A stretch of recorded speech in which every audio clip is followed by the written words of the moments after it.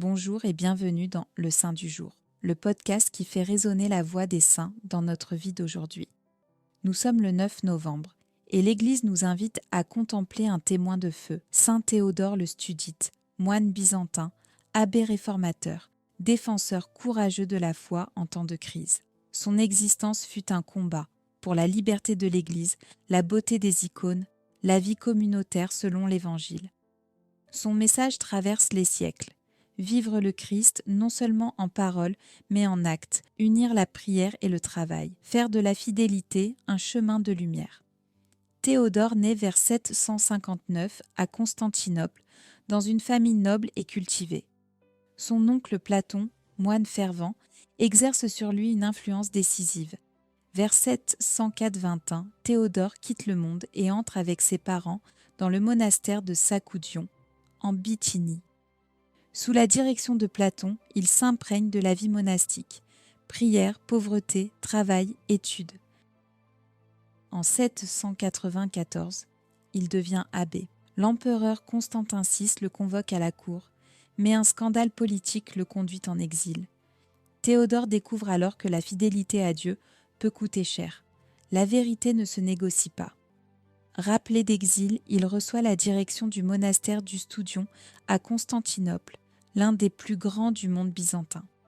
Là, il fonde une véritable école de vie spirituelle et intellectuelle. Il réforme la règle monastique, obéissance fraternelle, prière continue, travail commun, étude des Écritures et copie des manuscrits.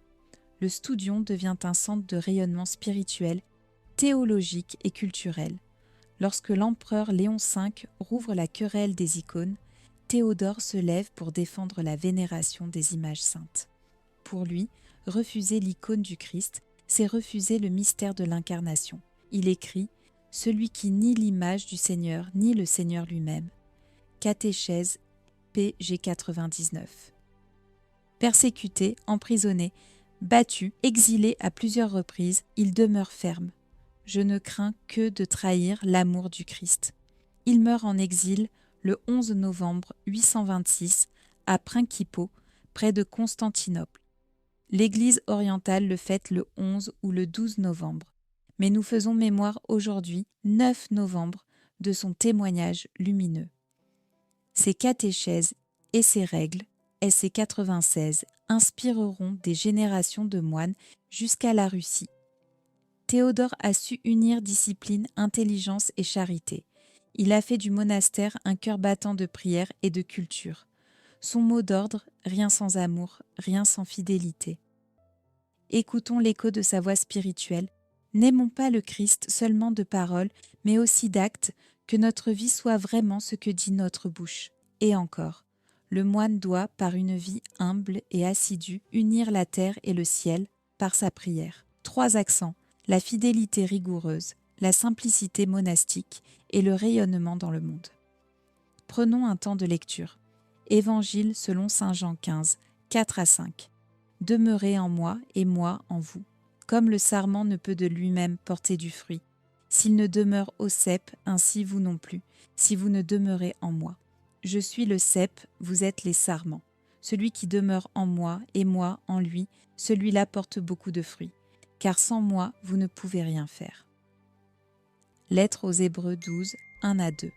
Débarrassons-nous de tout fardeau et du péché qui nous enveloppe si facilement, et courons avec persévérance dans la carrière qui nous est ouverte, les yeux fixés sur Jésus, auteur et consommateur de la foi, lequel, en vue de la joie qui lui était proposée, a souffert la croix, méprisant la honte, et s'est assis à la droite du trône de Dieu. Ces paroles résument la vie de Théodore.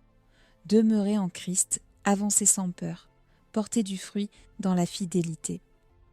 Dans un monde traversé par la dispersion, les crises de confiance et la soif d'authenticité, saint Théodore le Studite nous parle puissamment.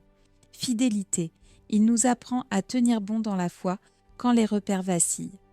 La France, marquée par l'instabilité, a besoin de témoins solides et paisibles. Vie communautaire. Son monastère était un atelier de fraternité. Aujourd'hui encore, dans les familles, les paroisses, les équipes, il nous invite à vivre une communion réelle, non pas une simple cohabitation. Culture et foi. Le Studion fut une école de pensée et de beauté. Redécouvrons, à son exemple, que la foi nourrit la culture et que la beauté peut être une voie vers Dieu. Prière et silence. Au cœur du tumulte numérique, Théodore appelle à retrouver le centre. Il dirait aujourd'hui que ton âme soit un monastère intérieur, même au milieu des villes. 3 chemins pour notre temps: la fidélité, la fraternité, la contemplation. Aujourd'hui, inspire-toi de lui. Accorde 10 minutes de silence à Dieu, sans écran, sans parole. Fais un geste de fraternité concrète, discret, joyeux. Offre ton travail, ta journée, comme une louange silencieuse. 3 gestes simples, mais capables d'ouvrir le ciel. Prions ensemble. Seigneur Jésus, toi qui as fait de saint Théodore le Studite un témoin de courage et d'amour, donne-nous, à son école, une foi droite, un cœur fraternel et une âme priante. Apprends-nous à aimer non seulement en parole, mais en acte, à demeurer en toi, dans le tumulte du monde, et à servir la vérité avec douceur. Par son intercession, bénis les communautés de France, les moines, les prêtres, les familles et tous ceux qui cherchent ton visage. Fais de nous des bâtisseurs de paix, des artisans d'unité, des témoins du Verbe incarné. Amen. Merci d'avoir écouté le Saint du jour. Abonnez-vous pour retrouver chaque matin un nouveau visage de sainteté. Demain, un autre souffle de l'Évangile, un autre témoin de lumière. Que Dieu vous bénisse et à demain.